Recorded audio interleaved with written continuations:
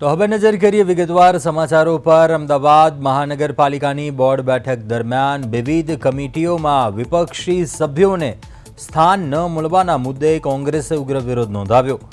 કોંગ્રેસના સભ્યોએ ભાજપ સામે લોકશાહીની અવગણના કરવાનો આક્ષેપ કરતા લોકશાહી કા ખૂન કિયા જેવા નારા લગાવ્યા। વિપક્ષનો આક્ષેપ છે કે ઘણા વર્ષોથી ભાજપ દ્વારા વિવિધ કમિટીઓમાં વિપક્ષને યોગ્ય પ્રતિનિધિત્વ આપવામાં આવતું નથી અને બીજી તરફ શાસક પક્ષના નેતા જશુ ઠાકોરે કોંગ્રેસના આક્ષેપોને ફગાવતા જણાવ્યું કે કોંગ્રેસ માત્ર વિરોધ કરવા માટે આ વિરોધ કરી રહી છે। તેમણે કહ્યું કે તાજેતરની ચૂંટણીમાં જનતાએ કોંગ્રેસને જવાબ આપી દીધો છે અને ભૂતકાળમાં કોંગ્રેસે જે પરંપરા અપનાવી હતી તે મુજબ જ હાલની પ્રક્રિયા ચાલી રહી છે। કોંગ્રેસના નેતા નીરવ બક્ષીએ ભાજપ પર લોકશાહીનું ખૂન કરવાનો આક્ષેપ કરતા જણાવ્યું કે એક પણ કમિટીમાં વિપક્ષી સભ્યોને સ્થાન આપવામાં આવ્યું નથી અને આ પ્રકારનું કૃત્ય સ્વીકારી શકાય તેમ નથી। અમદાવાદ બોર્ડ બેઠકમાં વિપક્ષનો ઉગ્ર વિરોધ। વિપક્ષી સભ્યોને કમિટીમાં સ્થાન ન મળતા હોબાળો મચાવ્યો હતો અને ભાજપ સામે લોકશાહીની અવગણનાનો આક્ષેપ કર્યો હતો। સાથે જ નારા લગાવીને વિરોધ નોંધાવ્યો હતો। જશુ ઠાકોરે કોંગ્રેસના આક્ષેપો છે તેમને ફગાવ્યા હતા।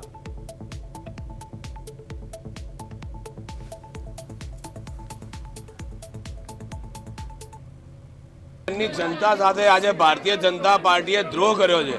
અમદાવાદ શહેરની જનતાના પ્રાણ પ્રશ્નો હોય એને હંમેશા શાસક પક્ષ જ્યારે ગોળીને પી જતું હોય, જનતા ત્રસ્ત થતી હોય, નાગરિકો હેરાન થતા હોય, જ્યારે સમગ્ર અમદાવાદની અંદર કોઈ પણ પરિસ્થિતિનો સામનો કરવાનો હોય ત્યારે એનું મજબૂત કામ વિપક્ષ તરીકે કરવામાં આવે છે। અને અમદાવાદ શહેરની આટલી બધી કમિટીની અંદર મહત્વની 17 કમિટીની અંદર એ લોકોએ જ્યારે પણ એમના નામ ડિક્લેર કર્યા બધી કમિટીમાંથી કોંગ્રેસના નામ કાઢવામાં આવ્યા અને વિપક્ષને સ્થાન આપવામાં આવ્યું નથી।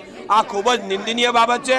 તેમણે માત્ર ભારતીય જનતા પાર્ટીએ માત્ર કોંગ્રેસ પક્ષના સભ્યોને નહીં, વિપક્ષના સભ્યોને નહીં, પરંતુ અમદાવાદ શહેરની જનતા સાથે દ્રોહ કર્યો છે તે સ્પષ્ટ બાબત છે।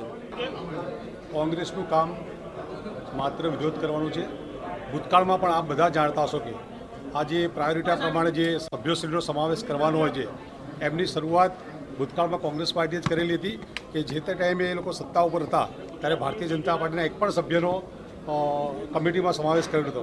એ જ પ્રમાણે ભારતીય જનતા પાર્ટીએ આજે એમસીમાં પણ એ જ પ્રકારનો નિર્ણય કર્યો। કોંગ્રેસનું કામ માત્ર વિરોધ કરવાનું છે, વિકાસની કોઈ વાત કરવી નહીં। આપ બધા જ જાણો છો એ પ્રમાણે હમણાં જ મહાનગરપાલિકાની ચૂંટણી થઈ એની અંદર કર્ણાવતી મહાનગરની જનતાએ એમના જે ખોટા વિરોધ છે એનો પ્રોપર અને મતદાન કરીને જવાબ આપેલ છે।